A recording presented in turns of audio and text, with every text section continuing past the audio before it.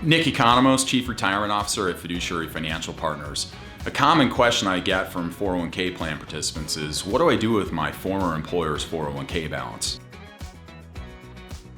What are my options? Basically, there's 4 options. One is if your balance is large enough, typically over $5,000, you can choose to leave it in your former employer's plan. 2, you could roll that into your new employer's 401k plan, assuming they accept rollover contributions. 3, you could roll that money into an individual retirement account. Or 4, you could take a distribution in cash. If you're going to take a distribution in cash, you want to check with your tax professionals to make sure you're aware of the tax implications of that decision.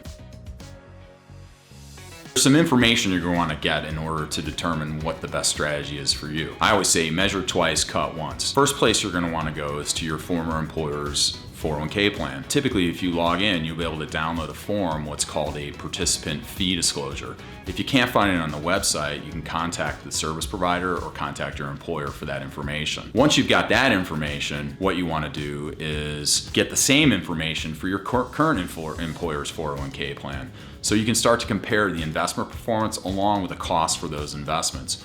All else being equal, you typically want to put the money where the lowest costs are. When you're considering IRA providers, you're going to want to pay attention to those costs as well for the investments and for the account. And you're also going to want to be aware of any tax implications that come with taking the distribution in cash if you decide to go with a cash withdrawal. The next question you're probably asking is, gosh, that sounds like a lot of work.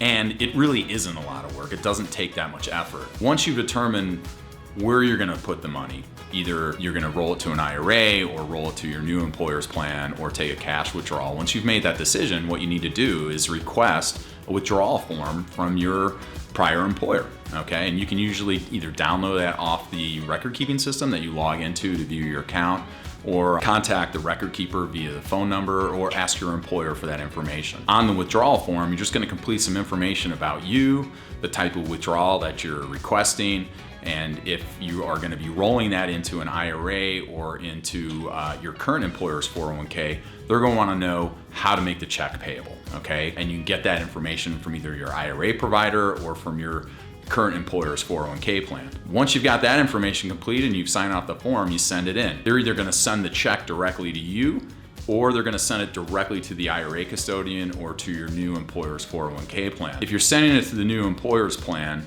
there might be an additional form that they want completed called a rollover acceptance form or a rollover contribution form. And that's a simple 1-page document. You're going to know most of the information on that. If you have questions, you can always contact your current employer or the prior employer, or contact your IRA custodian.